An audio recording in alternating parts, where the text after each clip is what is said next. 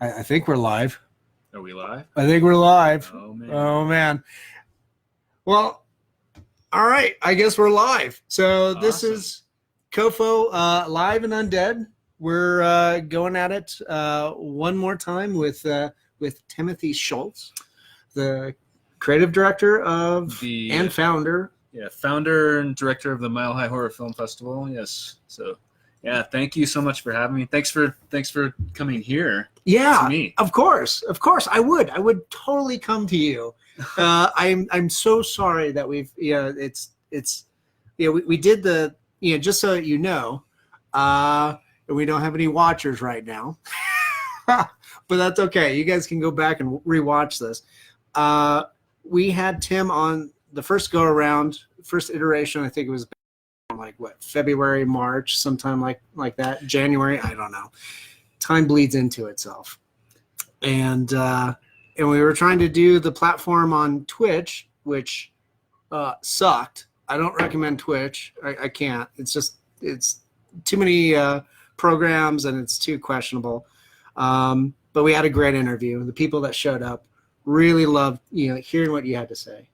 And unfortunately we couldn't record it.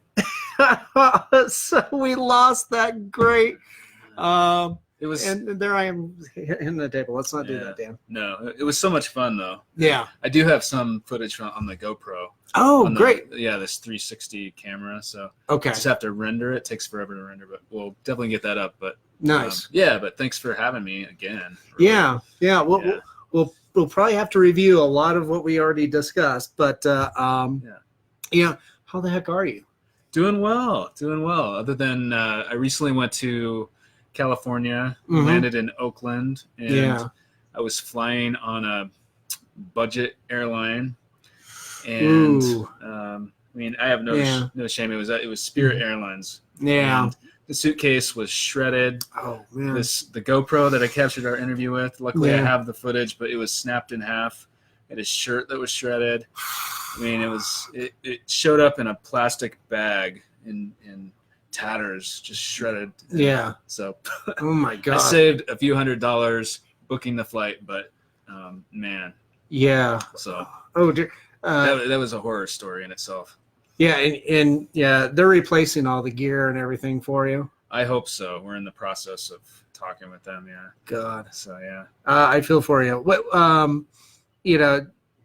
were you able to, because you were going out to California to shoot some material, do you still have the material? You have it on like a hard drive or something? Luckily the material I was going to shoot was on a camera that I brought with me, so okay. I still have all that is good. It's just my suitcase that I checked was completely, I've never seen anything like that. Completely shredded. Oh, so no. I don't know if it got stuck in some sort of a gear or what. They couldn't tell me, but jeez. I don't know. Yeah. So when you ride on Spirit Airlines, just be clear, you're going into a completely different place in time outside of this reality. It sounds like. Yeah, absolutely. It sounds very H.P. Lovecraft.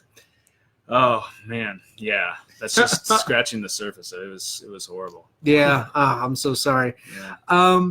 Well, you're back here with us in one piece. Again, thank you for allowing me to come to your lovely abode. Yeah, thank you for coming here. Yeah, it's tough for me to get away sometimes, but what a cool backdrop. Yeah, Albert. You can't really see all that, but just kind of all right. How cool is that? Anyway, it's way cooler than what I've got in my house. Oh, I doubt that. I've seen your work. I doubt that. Oh well, thank you. But so let's go back and let's talk about Mile High Horror Film Fest, the big thing that you're very much known for. You and Teresa, you started that just a handful of years ago, and you took a break and you're coming back. When are you coming back? We're coming back May 7th through the 10th, 2020. At the Alamo Drafthouse Cinema in Littleton. Nice. So yeah, we're super excited. We're also having single events. We've been having single screenings throughout 2019. We had a couple at the end of 2018, And so some of those are advanced screens before films are released to the general public. Nice. And some of them are throwback screenings. And, we just try to have fun with it and try to keep people excited that we're coming back and have a presence in the community in Denver. Oh, cool. Yeah. And I can tell you that, when we go to shows, when my partners Brett and Jeannie and Dwight and Lisa, when we're going to shows, they look at us and it's like, oh, we love Mile High Horror Film Fest. And it's just like, yeah, so do we. That's why we're doing our own thing too. And then we're like, yeah, it's coming up in May 2020. We're all excited. We can't wait to get back to it. What initially led you to start back in the very beginning? So I started it in 2010. I believe in early 2010, maybe even in 2009, I had the concept of it, but the actual first festival happened in October of 2010. So that will be, by 2020, that'll be our 10-year birth date, technically, even though we're being resurrected. Yeah. But what started the idea, at the time, there was no horror film festival in Colorado. True. And so I wanted to create a film festival that I myself would want to go to. And I went to film festivals all around the United States for my own films as both a filmmaker and a fan. And, I'd go to Sundance every year and South by Southwest and for my own films, I went to quite a few festivals. And so I kind of had an idea of how they operate and run, at least from the filmmaker perspective. And then I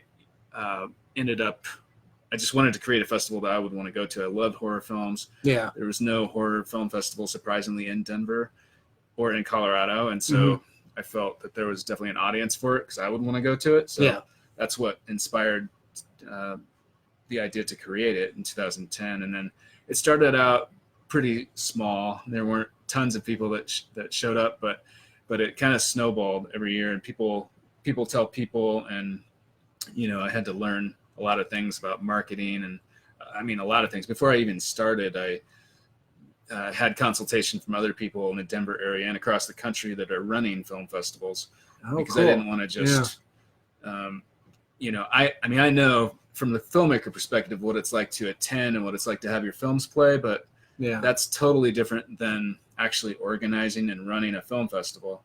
And so I got consultation from some other people that I respect that run some reputable festivals across the country and here in Colorado, and got kind of a plan going on, and then went at it that way. But it started out pretty small, but then it grew to be one of the larger genre film festivals in the country. So nice. You have an amazing following, at least what I can tell online.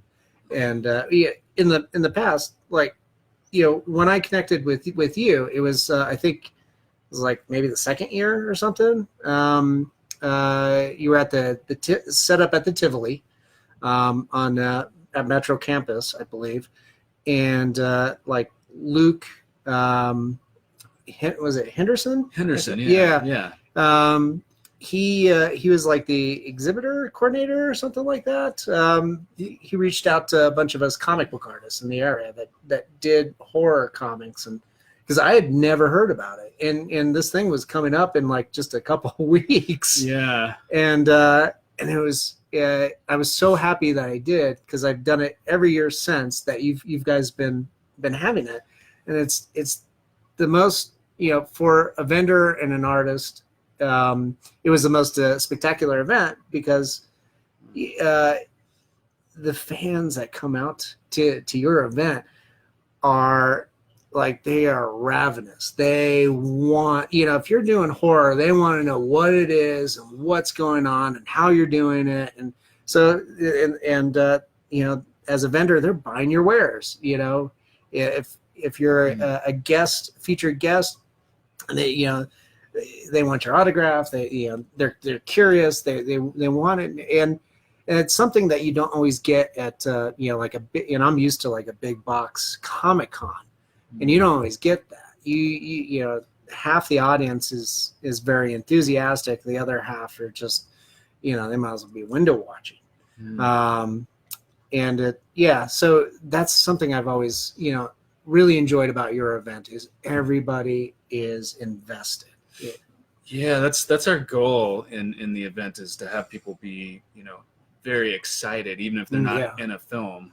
You know, of course, we're a film festival, so we pride ourselves on the films, but our goal ultimately is to have people have a good time if they're not in a film, in between films, you know, and the artists and the vendors and that sort of thing. We're not a convention technically, but to have aspects of the horror genre outside of the movie theater that people can enjoy and partake in is pretty exciting. And you know, that's always been our goal. And we try to treat our fans like family too, like, because it is you know, some of the nicest people in the world are fans of the horror genre, which a lot of people that aren't into the horror genre don't realize, because the stereotype is that there's these scary, crazy people, but that's not the case whatsoever. No. I mean, most people I've met that are really into the horror genre are the nicest people in the world, you know. They really are. They're sweet, they're kind, they're patient. Yeah, and they're so willing to help or participate in a lot of different capacities. So that's always encouraging. Yeah, absolutely. Yeah, it's but you know, going back even further, yeah, as a kid, you know, horror was something that you were drawn to. Yeah, I've always loved the horror genre. I used to organize haunted houses. Cool. For neighborhood kids to come to, and that's fun. You know, we charge like a nickel or something, and you come into the basement, into the haunted house. I would also have circuses and other radio shows and different things where I really wanted to entertain people, you know, as much as I could, even from the time I was a little kid. So, but the horror genre was always part of that. Yeah. You know, with haunted houses, and of course, loved to watch horror movies. Nice. You know, as a kid, even if I wasn't supposed to, you know. Yeah. I remember watching Freddy Krueger and Nightmare on Elm Street and just being terrified as a, you know, it's going to date me, but I think I was in second grade. That's how, I mean, it's ingrained in my head because it, like, I couldn't sleep forever. But, yeah, not with that kind of movie. Definitely not. Yeah. It promoted not sleeping. So I think you know, coffee benefited for that coming out probably. Yeah, yeah, absolutely. To stay awake. Man, if any of you guys have any questions, feel free to post them. We'll try to answer them. I see it. Groovy's on there. Hi, Groovy. Yeah. As a kid, same thing. I would. I had Distortions Unlimited a block away from my house for like a year or two when I was growing up. So I go dumpster diving. A little 5-year-old going dumpster diving. Yeah. You know, pulling out their fake prosthetics. I don't know if you're That's familiar with Distortions up in Greeley. I am. Yeah. Okay. Yeah. Those guys are great. Yeah, Ed was the one that would chase me away, and I remind him of that every now and then. He's that's always such a fun story, but it's sweet and endearing, and you know, that was the thing that really, you know, got me hooked into, you know, monsters and horror movies and stuff. And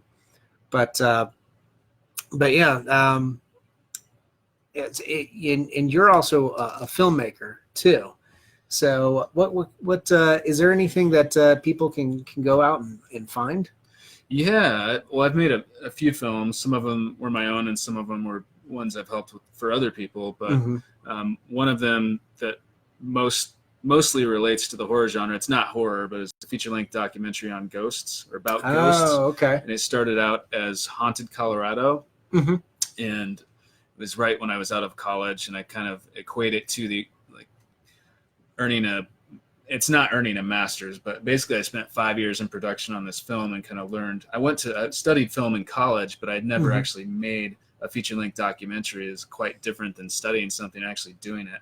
And so I spent 5 years on this film, and started out as Haunted Colorado, and we went to like the Stanley Hotel. Oh, sweet. And a number of places. There's a place in Central City called the Belvedere Theater. It's the oldest theater west of the Mississippi. Yeah, okay. It's closed to the public. The last I heard anyway, it needed $2 million in restoration, but it's an incredible building.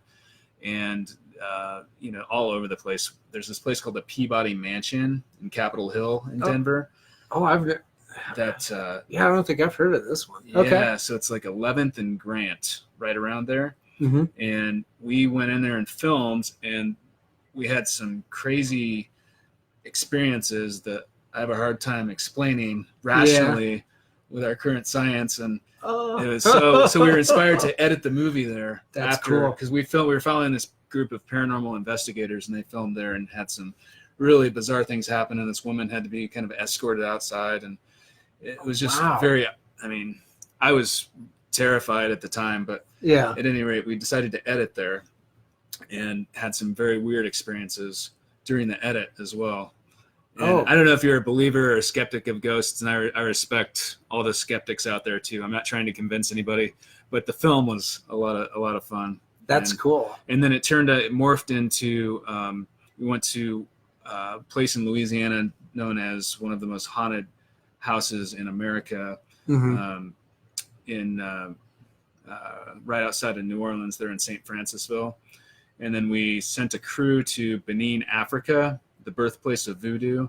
Okay. And then we actually went to Italy and interviewed these scientists who are studying it with like state-of-the-art electronic equipment. And it got really into like deep beyond haunted Colorado, and that's why it took so long. Okay. But, and then I've done some other films as well, but an adult version of The Boy Who Cried Wolf. It's stop motion animation. Yes, but it's kind of seen that bloody, so it's definitely not for. I wouldn't show little kids that, but it was fun to produce though. And a lot of fairy tales and fables like that really are rooted in some pretty graphic and horrifying situations. Yeah, absolutely. Especially like Grimm's fairy tales. And Hansel and Gretel. Mm-hmm. Yeah, that's a cannibalism. Nothing like a good meat pie. That's right. Yeah. I just told you this awesome bedtime story. Go to bed now, kids. Fuck that. I know. It's horrible. I can't believe that kids, read that. Right? Yeah. It's awful. Oh man. Yeah, but I'm just a huge fan of cinema and all genres, but especially the horror genre, like horror, thriller, sci-fi. And for me personally, a lot of that has to do with escapism, I think. Okay. Like I love that it takes me to another place. I don't have to think about. I don't love some of the horror films that are realistic, like that are really like home invasion type. Yeah. Some of them are pretty grisly. They're too like, what do you get from that? I mean, for me personally, that's like not as enjoyable as most films, horror films. I think for me personally, I get more satisfaction from the escapism of it. Yeah. But I respect all subgenres of horror, of course. But I mean, everything can be done well. Yeah, I think similarly, the same goes for me. I tend to cater more towards like horror comedy. So, stuff from Abbott and Costello to An American Werewolf in London, that sort of stuff. Growing up, Monster Squad was my Goonies. And that sort of thing is what I love. I will say, though, that my favorite horror film of all time contradicts that completely. What is that? Texas Chainsaw Massacre. Okay. Yeah, that was one that I kind of gravitated towards, late in high school, and then again in art school. And every time I watch it scared the shit out of me. It still bothers me today. Yeah. And I watch it at least once a year, and it's just so, for me, it's very well done, but it's that documentary film style. And when you listen to other people, talk about it, they're like, "Oh, it's so graphic and gory," and it's like, no, it's not. There's no blood in it. Yeah, it's just visceral. Right. And it stokes like it's just that primal fear without having to give too much away. it's grisly in that nature. Yeah, no, it's a classic. Did you get to meet Gunnar Hansen when we had him out briefly in 2014, I believe? And I wish I would have engaged more. And I don't get starstruck too often, but I think that was one where I kind of did, and kind of was shy. And obviously I like to talk. So, that doesn't happen to me too often, but that was one where I kind of, shied away, and I wish I would have engaged, because, it was like a year or two later, I think he passed away. Right. Yeah. He did. It was very shocking. Yeah. But, he was just a really gentle, nice individual. Yeah. I only met him at the festival, but he was, when we hosted him, but he was like super, super nice and down to earth. Yeah. And a lot of those guys are a lot of the, as I'm sure because you guys are starting this horror convention. Yep, this little horror festival. Yeah. But a lot of these people that you see on the big screen are super nice and normal.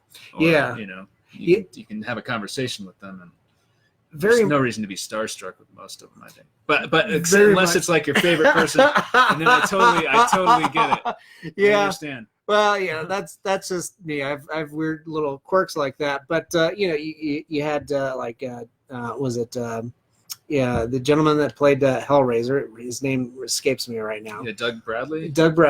Yeah. Because he's friends with Enigma. And so they would chat it up.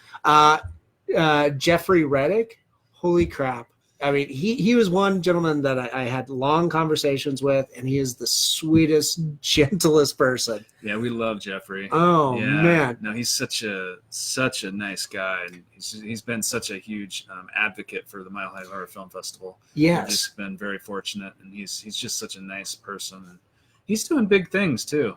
A lot of his work, He's directing his feature films, right? Or he just did his or is about to do his first feature. I can't remember. Well, he had this film, The Final Wish, that he worked on that came out not too long ago. Yeah, I think he's directing a feature. Up.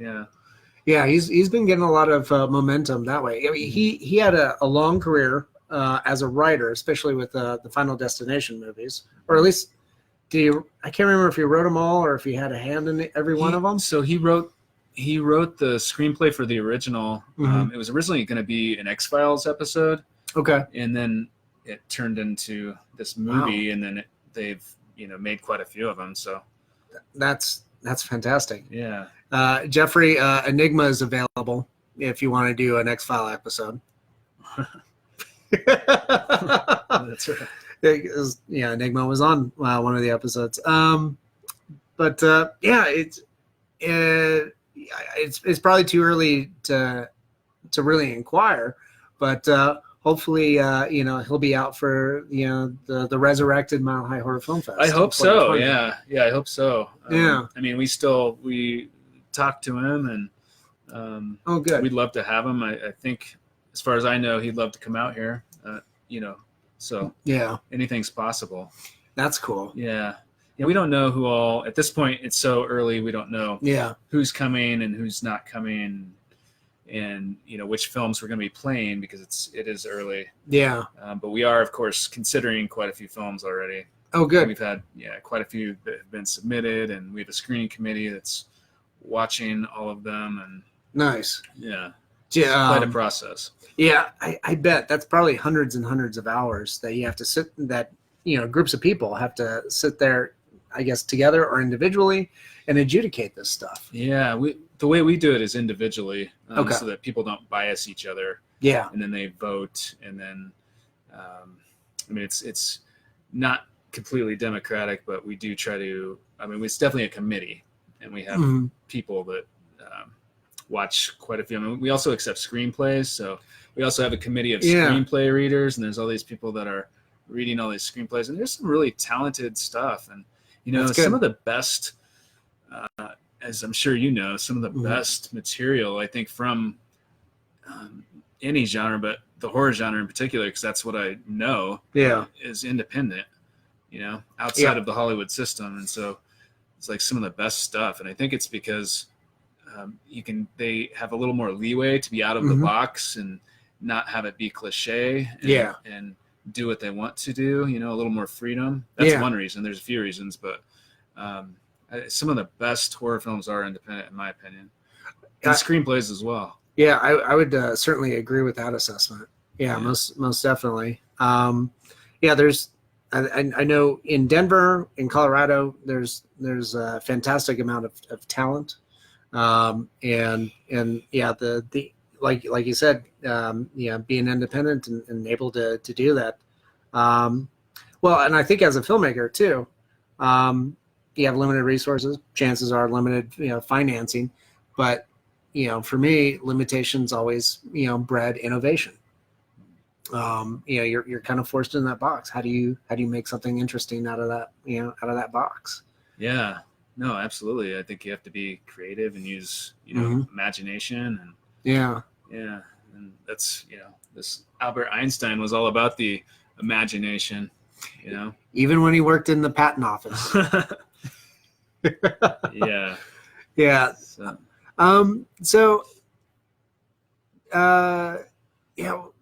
Do you yourself have any outside of Mile High Horror Film Fest? Do you have any additional film projects or anything that is coming up or that you're working on? Yeah, I have a few things happening. One, I'm getting ready to launch a YouTube channel. Oh, cool. Yeah, I'm going to do how-to videos and vlogs, but more importantly and more exciting than that for me personally is interviews with other people. Sweet. And my background is in broadcast news and in journalism as well as film. That's what I went to college for. No kidding. And so in doing the documentary that I produced for 5 years, and some other documentaries that I helped on, I've interviewed quite a few people on camera. And so I'm combining my experience with that, with my knowledge with filmmaking, and just going to be interviewing people having to do with film and, some other subjects. Oh, just people that I find fascinating. So super excited about that. That's exciting because clearly I need all the help I can get with this type of thing. So I'm excited to see your how-to videos on YouTube. Yeah, absolutely. No, it'll be fun. I mean, technology's changed so much as far as that type of thing that you really, even on a budget, you can. I mean, so I was going to pitch this show for television stations. Cool. I've done this in the past, and I know that whole, how to go about doing that. But now the way technology is, there's really no reason to pitch a show when you can just do it. Sure. On YouTube, really. Yeah. And then if someone likes it, they'll pick it up, I suppose. And if not, you're doing it, Yeah, you're already doing it. Yeah, you can garner that following. There's a lot of YouTube shows out there that have tremendous followings. There's one, I think my friend Gerard turned me on to. It's Hot Ones, where celebrities eat hot wings. Different various degrees of hot wings while they're being interviewed. Okay, and that'd be fun. It's hilarious, and it's different degrees of hilarity. It's like obvious human torture, or it's the interviewee is actually funny. Right. So you get Kevin Hart in there or something, or Terry Crews, or Charlize Theron and Halle Berry were some that stuck out. They had some tech giants, and what's that blonde chef guy who's just an ass on camera with his reality shows. He was, I think he was the closest that came to actually assassinating the host, for torturing him. I think he got the shits after that. Oh, I'm sure. But there's there's a lot of opportunities to just kind of do it yourself. The platform's there, and you just got to jump in. Yeah. I'm super excited. So I'm doing that, and then of course Mile High Horror Film Festival, which is getting busier and busier as we draw closer. Yep. We're hoping to. Well, not hoping. We're going to have passes on sale within the next few weeks. Oh, great. Yeah. So we're very excited about that, but they definitely will sell out. Yeah. So I advise anyone who's interested in getting a pass, to the Mile High Horror Film Festival to definitely, if you're not a member of our mailing list yet, go ahead and log on to our website and join. That's mhhff.com, and join the mailing list, because we're going to inform people a few days before they go on sale, so you'll have an opportunity to hopefully snag a pass or two, because they will sell out. We'll also have individual tickets that will go on sale closer to the festival. Mm-hmm. And Nice. so there's still an opportunity to go if you don't get a pass. But Do you have a price point for the passes? we're establishing that right now. Okay. Yeah, Okay. It depends on the size of the program. Mm-hmm. And so, yeah, we're doing that. And then our vendors, we're going to start accepting vendor applications pretty soon. Like, Okay. I would say no later than August. So Okay, great. So that's coming up. Because shortly as that's well. that's something that Dwight and Lisa and everybody else have been talking about. Yeah. With COFOH, it's just like, hey, we got to get our table at Mile High Horror Film Fest, Yeah. and definitely let us know how we can help promote, and if you got any batches of tickets that we can give away or whatever. Okay. Yeah, absolutely. Really appreciate that. Yeah. And I see that Groovy said howdy, gents. Maybe you saw that a while ago. Yeah. We did a call out to him, and Okay. so he replied in kind. Uh-huh. So howdy, Groovy. You're probably our one viewer right now. It's Monday. Everybody's probably out and about and probably seeing the new Midsummer movie or something. Yeah, have you seen that? Yeah, Elise and I actually went and Mhm. saw that last week. Yeah. What did you think? I liked it. Thematically it stayed kind of in the confines of like cults and all that hierarchy was, or not hierarchy, Hereditary was kind of about, but Hereditary had that supernatural element to it, and this does not. This is more of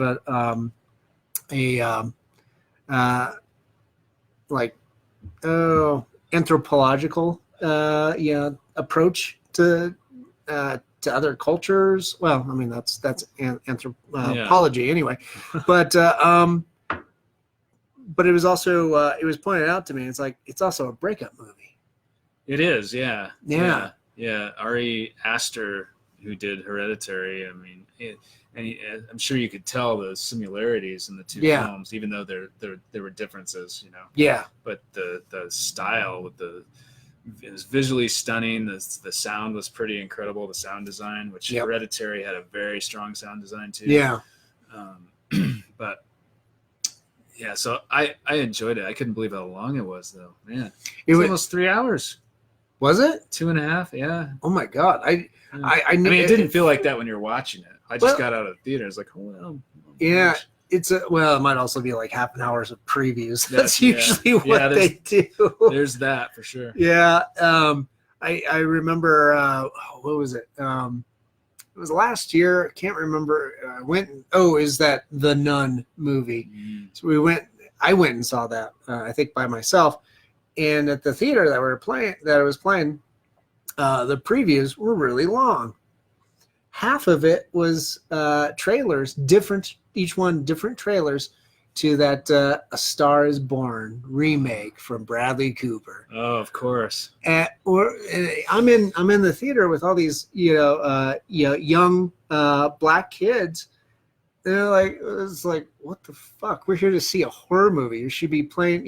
Every other trailer was a horror movie trailer, and then the other one was a completely different trailer to A Star Is Born. It's just like, oh my God, Warner Brothers does not know who it's marketing to. But I guess it didn't really matter. That movie did gangbusters anyway, and I did end up watching it, and I hated the story, but the performances were fantastic. No, the performances were incredible. That's for sure. Yeah, but yeah, that was a strange. That kind of took me out of the movie because it's just like, what the hell are you guys doing? The Nun was fun. It was all right. Mm-hmm. It was what you expect it to be. It had cool supernatural thing. But I think that was in that Conjuring universe that James Wan is kind of directed and maneuvered. But yeah, Midsummer. I definitely recommend it. It's not something like, to me it's interesting just to see like how other cultures interact. And I was talking to my girlfriend and she's like, yeah, those type of cultures still exist in different parts of Europe. They're isolated, they're they're not completely shut off, but but yeah, they'll invite you to participate. The senior citizens throw themselves off cliffs. Yeah, I don't know. I guess so.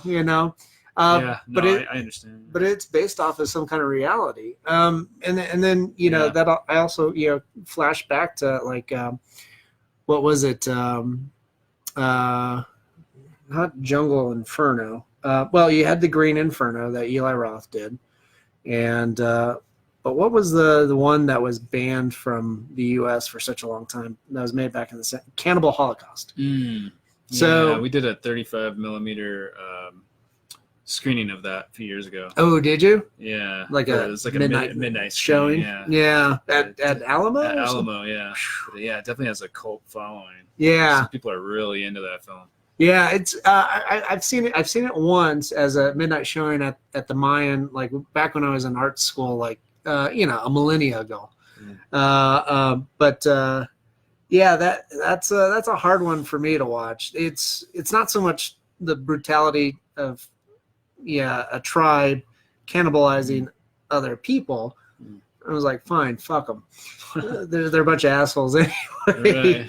Right. But it was the on-camera deaths of some of these animals. Like there's a turtle that gets made into turtle soup, and there's a rodent that's killed in front of the camera. Right.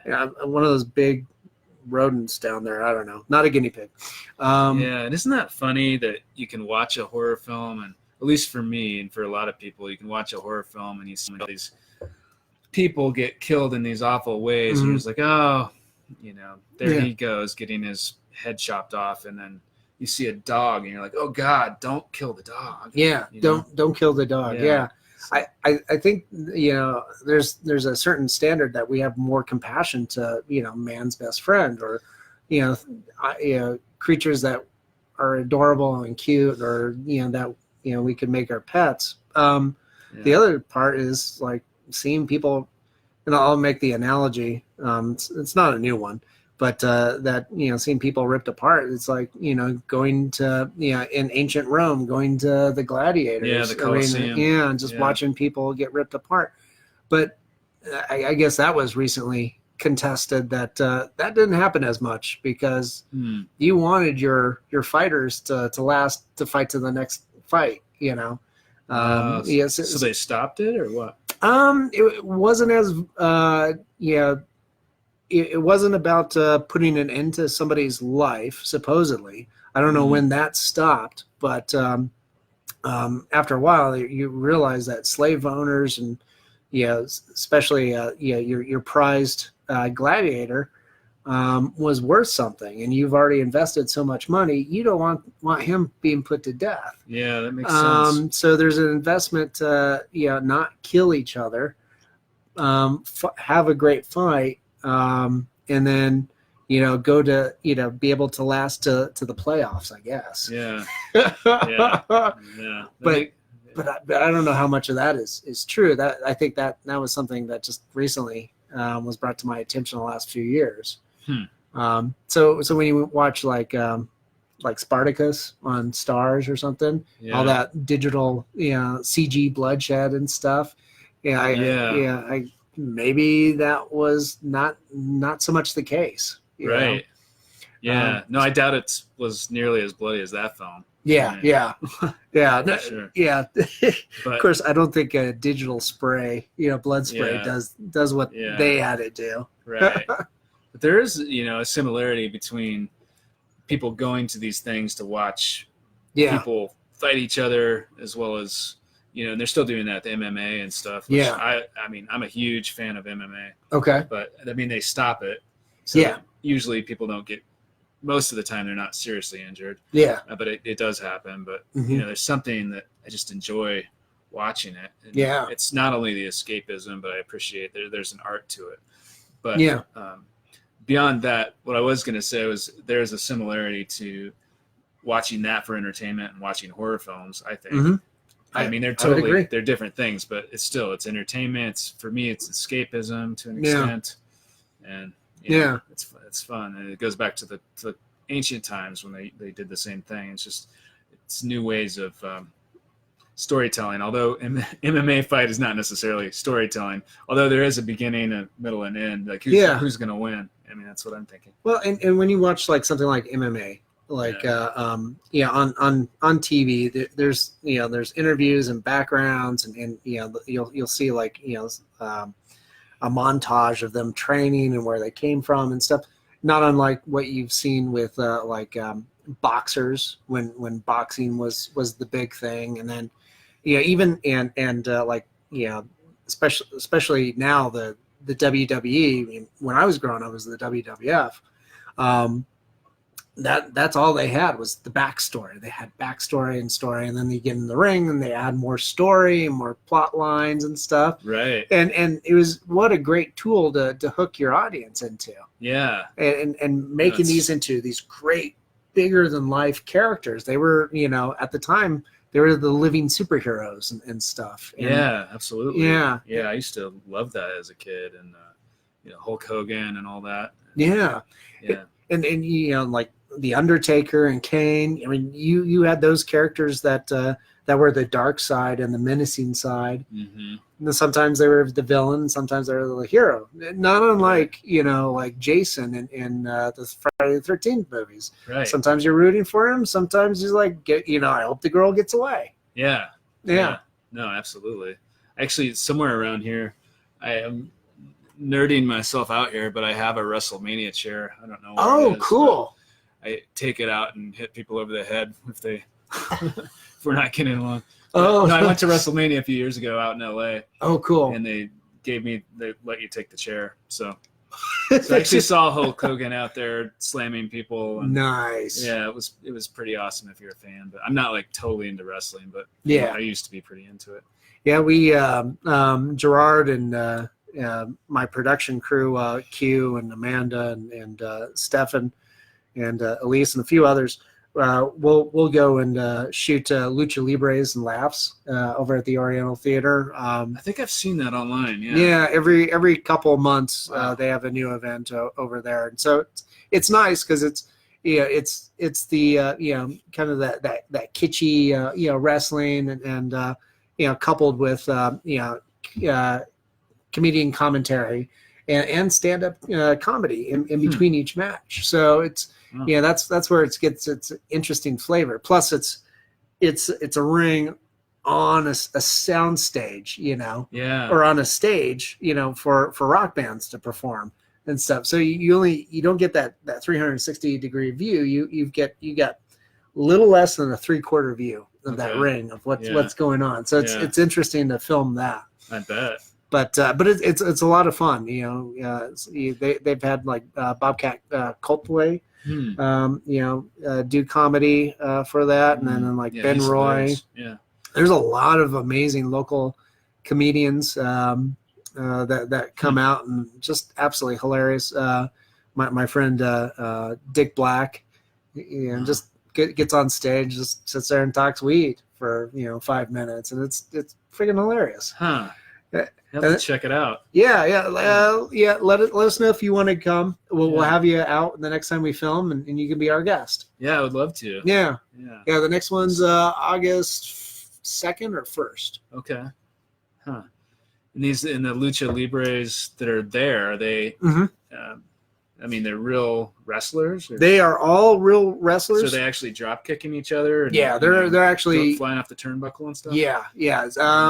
One of my favorites is Lonnie Valdez. He's a local hero. He's he because it's on the stage, everything is double in height. Right. So and there's nothing but concrete floors. So he's jumping from the top of the ring, a good 8 to 10 feet, right down onto the guy, below him. Wow. And it's fantastic. And they'll have traveling featured wrestlers from the WWE, from some of the more independent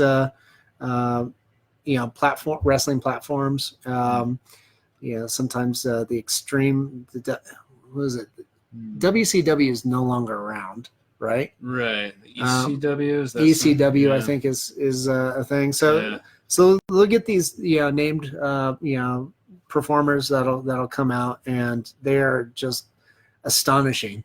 And then the next week they're right back on WWE. Wow. That'd be a lot of fun. Yeah. It's local, so it's local. It's a lot of fun. Denver, yeah, check it out. Most definitely. That might be something to have at Mile High Horror Film Fest. Have a wrestling ring outside and just have them dress up as their favorite. We could have horror character dress up. Yeah, they did that once where some of the wrestlers came out as zombies and stuff. So they had a whole story thread where it's like, oh, don't get scratched and don't get bitten. They actually threw me in there. Apparently, I was patient zero, so okay. I started the whole zombie apocalypse in the ring, I guess. Fine. Yeah. I didn't awesome. Get body slammed. I just scratched a guy and was just like, oh no. Yeah, we played there was a short film we played a few years ago for the Mile High Horror Film Festival that was, gosh, I wish I could remember the name of it. I will, I'll find what it was and post it in a comment. Okay.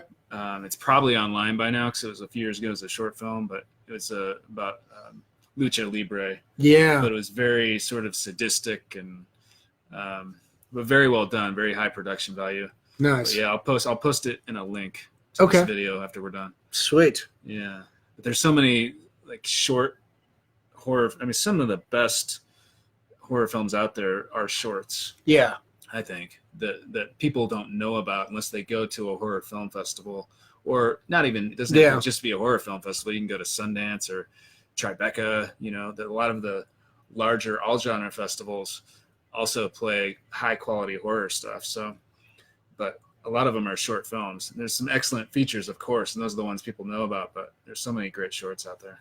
Yeah, there's just a plethora of fantastic content out there that's just being made. Yeah, and with the tools and everything, back to independent filmmaking, the quality is just off the charts. Would you say that we're living in some kind of golden age, not only of content but also of horror and innovation? Technologically, yes. I mean, it keeps changing with what people are capable of doing. Yeah.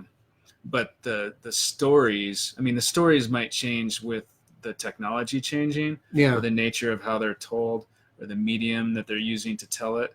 But the actual story, the basis of the story, I would argue that there aren't, it's really difficult to do something new because everything's been done. Like the same story is told over and over and over again in different ways. And it's still enjoyable. Yeah. But I know that that's true. Yeah. It's hard to do something that's completely original, but I would say independent stuff is definitely more geared towards that. So that's what I prefer, but there's always some excellent mainstream stuff as well, of course. Yeah, I just heard, when the last Avengers, Endgame came out, that the Russo brothers got the green light to remake Poltergeist yet again. That's awesome. Yeah. So, I think I saw the last. Well, the previous one was a remake, right? With Sam Rockwell. It was like, okay. It was a great cast. But it was just like, okay, well, the Russo brothers are, they seem to be a lot more capable. So I'm hoping. Yeah, no, I definitely respect them. Yeah. Today I just read that, here's another remake, sort of, except it's another Saw. Yeah. They just announced today that Samuel L. Jackson is going to be in it, and Chris Rock is playing the police detective, and Samuel L. Jackson is playing his father. Okay. So that I mean, I'm not a huge fan of. I'm not like, oh, I have to have another Saw movie, but just those guys in it, I think would be very interesting. Yeah, that I would agree. That's something I would give another glance at. Yeah, when the first Saw movie came out, like I thought the premise was interesting, and then I wasn't really taken aback or interested with the film after I watched it.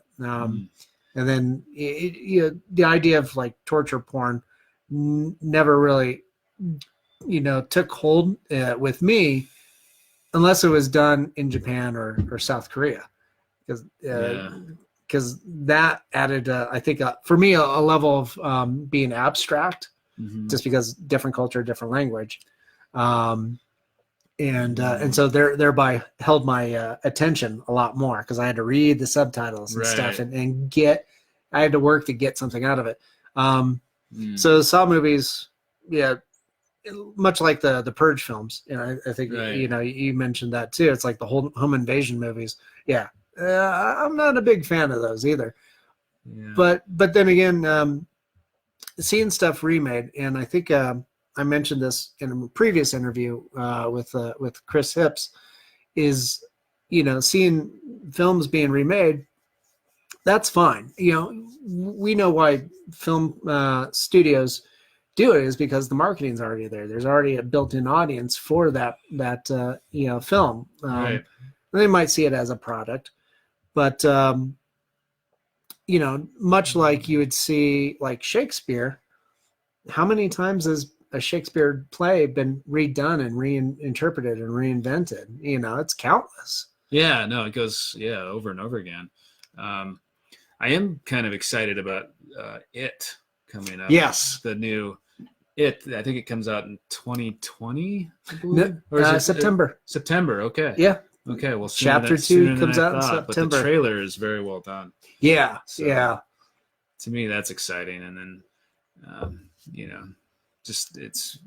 it's surprising that most of the trailers this old woman and this other woman, and I mean it's very creepy, and then they show just a glimpse of the movie after that. But I don't know. All those little smash cuts. Yeah. So I'm excited by that for sure. Yeah. It's a great time to be a fan. Yeah, and by all means, you as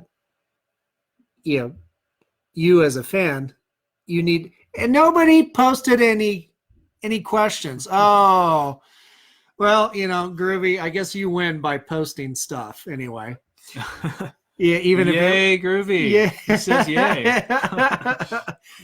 But hopefully we'll get some questions later after this gets saved to Facebook and lives on Facebook. But it's I would say it's definitely a great time to be a fan. Yeah, no, I mean the horror genre is hot right now. It's been that way for a long time, but I mean it feels like it's just really intensified lately.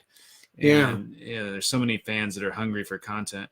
It's the genre where I believe you can, the films, like the cost of producing these films is lower than the average film, yet it grosses more. Yeah. So true. What does that tell you? I mean, people are hungry for it. And I don't know. And I'm a bit disappointed sometimes when I see on IMDb and these other places where they market some of these films as being, they're not everybody, but some of the people putting them out market them as thrillers, which indeed they are, or drama, which indeed they are, but they sometimes shy away from the word horror. Yeah. Yet like that's the horror films generate more. So, yeah. Well, and you can go back and they're still horror. They have horror elements. There's subgenres. So in case in point, Silence of the Lambs. Yeah. That was a slasher flick. That's exactly what that was. Yeah, that was. I mean, it's definitely a psychological thriller, horror elements, slasher elements. I mean, it's definitely a horror film for sure. Well, and there's a lot of horror movies that are really great dramas. I think it's the Scandinavian film Let the Right One In. It's a vampire film. It's definitely horror, but it's a fantastic drama piece. Yeah. And it's I think that one's my favorite vampire movie of all time. Is it? I think so. Yeah, no, it's excellent. You're talking about the original? The original. Yeah, of course. I did like the American remake, Let Me In. Yeah. I thought that was done well. But I mean, I prefer the original. Yeah, absolutely. And there's a couple movies that I thought, even and that was a pretty recent movie. That was like 10 years ago, I think that came out. And another movie that came out recently, just a few years ago, is called It Follows. Like there's the end scene I thought mimicked the end scene of Let the Right One In. And I was like, it's nice to see how quickly, one project informs another one. I think there's a lot of inspiration going on, and people, I think it's a combination between inspiration that they gain from watching something, and then also, especially when you get to the larger level of some of the films, they might, they see if something does well, they want to replicate it. Look at all the music movies that have come out in the last year or two. I mean, as far as like musicals? No, I mean like A Star Is Born. Oh, sure. Bohemian Rhapsody. Yeah. This Elton John movie. Yeah, biopics. I mean, is it a coincidence that all of a sudden all these movies are coming out one after another? I'm not saying they're not good films, but there's a built-in audience for it. Might as well, It's the same thing with. I mean, there are trends, and then the same thing with horror genre. When we started doing this with the Mile High Horror Film Festival, it was vampires and zombies were huge. Yeah, and there always are vampire and zombie elements, and there's popularity in those subgenres, those elements. But that was a huge trend around 2010, 11, 12. Yeah, and then it started transforming into other things. Cinema verite became big. Of course, there was the Blair Witch Project back before all this. Yeah, but Paranormal Activity and some others, and then we saw like tons of people submitting films that were cinema verite.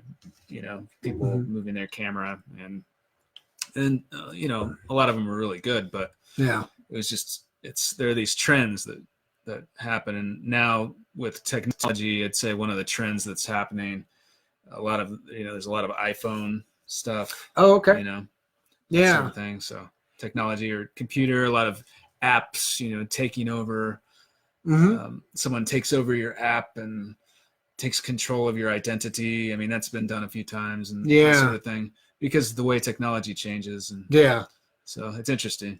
Yeah, you might end up getting a couple of films with like the deep face technology, So you might get Tom Cruise as a killer. Who knows? Yeah. It should be a nice change of pace, to be fair. But it's trends. And horror elements, like anything, just waxes and wanes. It's like, okay, it's been done to death, so we'll not do so much of it now, and then revisit it a little bit later. And I think with also with the technology, things are able to be produced quicker, more efficiently, so you can get back to those trends or reinvent that element or that theme that has been tried and true or has just been a part of our culture and folklore for such a long time. We talked about film, but is there any like horror books or comics or other medium that you also digest? For me, it's mostly film, but I mean, I've read a few Stephen King books. I definitely, especially since starting this film festival and meeting all of you wonderful, talented, brilliant artists in the Denver, not all of you from Denver, but a lot of you're amazing. And oh, thank you. So I've really gotten into that, and I definitely appreciate what you're capable of doing. It's incredible. I draw stick people. That's my. I can't go any further than that. See, So. and I envy you because I can't draw stick people. Oh, yeah. Okay. Yeah. No, I believe that. Yeah. What you do is amazing. Well, thank you. So. Yeah. Comics and books are, I'm co-writing my first novel with Elise. We're doing like a little sci-fi, not all ages, maybe young adult type thing. Something that again, niece and nephews can read later on, when they're of age. And then same thing with comics, kind of gearing towards that. But well, obviously with the film fest, you'll have a platform, exhibitor tables available for artists and different horror related entities and businesses and vendors to come and participate. Yeah, we try to have it be a fun environment for everybody outside of the movie theater, and have artists and the Enigma's been there a few times. Oh yes, doing sideshow stuff, and usually if we have a special guest, we'll try to do something fun. Like we've had people do Julie Adams. God bless her, rest in peace. But she, from the Creature from the Black Lagoon, was there, and we had a dunk tank outside, and there was the creature in the dunk tank. Yeah, I remember that. Yeah, threw it, and it was a lot of fun. But so we try to have it be a fun environment, and live music and that sort of thing. Yeah, that's cool. Yeah, and like I said earlier in the show, for me it was coming from the Comic-Con side of things, into like the horror film. It's like, wow, this is such a more involved and enthusiastic community. And it is all walks of life. I would say that it being a film festival, most everybody's there for the films and maybe the panels and interviews and stuff, and then but me as a vendor, like financially, I did gangbusters. Did you? Oh yeah, that's great. Even even comparatively to like a weekend at Denver Comic Con, when I would have a booth and I would have Enigma there, and we would be swarmed because, well, it's Enigma, who doesn't want their own personal blue Hellboy, that does not require makeup. Yeah. No, he's amazing. I love the Enigma. Some of the stuff he does though, man, with like chainsaws in his teeth. Yep. Am I making that up? I think I've seen that. We're crazy, like nails through his the blockhead through his nasal cavity. We'll be shooting his next show at the Villain Art Tattoo Convention at the beginning of August. I think it's at the convention center. Okay. So he'll be performing there. He's got a new stage show where he plays multiple characters, which I find hilarious because it's always him. He can never erase any of that. Yeah. And he's changing costumes and putting on beards and stuff, and then doing his working man sideshow acts, his comedy and his music all at the same time. So we're filming. We're going to be filming that.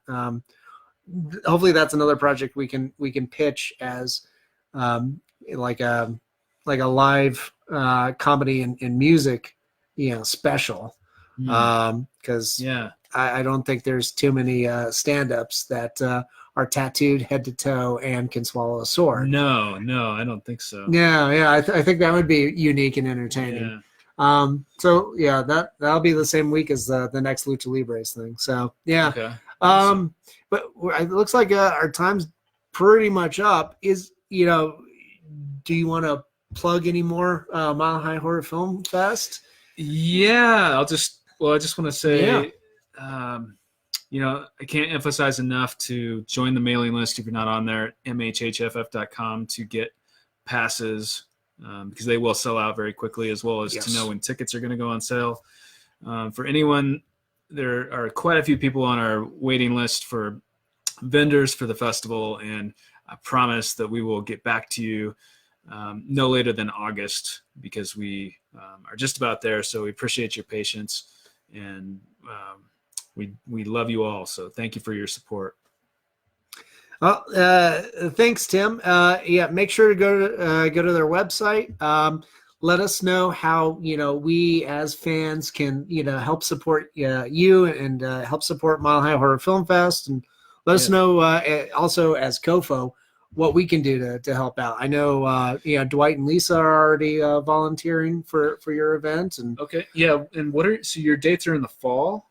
The fall of 2020. Yeah. Okay. So we'll be September 11th through the 13th of 2020. Okay. Awesome. Yeah. So nice. Like 4 or 5 months out. Yeah. Kind of a precursor to Halloween. Yeah. That's awesome. Well, anyway, we can support you guys and work together. Let's cross-pollinate. Yeah. I mean, the horror community is small, especially if you go to Colorado.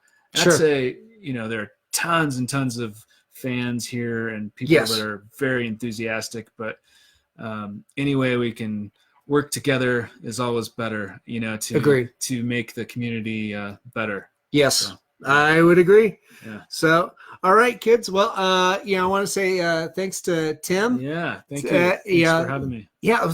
Thanks for having me over to your house. We're in the bunker. It is awesome here. This is the man cave. Yeah, I wish I had a man cave like this. I'm Dan Crosier. You're watching COFOH Live Undead. Hopefully we've got better audio because of Tim's mic. Feel free to visit us at cofohhorror.com. We're slowly building our new website, so there'll be updates there, but always make sure to follow us on the Facebook page. And we're on Twitter as well. I think that's all I've got. So, thanks again, guys. And, keep watching horror and drinking lots of coffee, apparently. All right. Thanks, Tim. All right. Yeah. Thanks for having me, Dan. All right. We'll see you guys later. And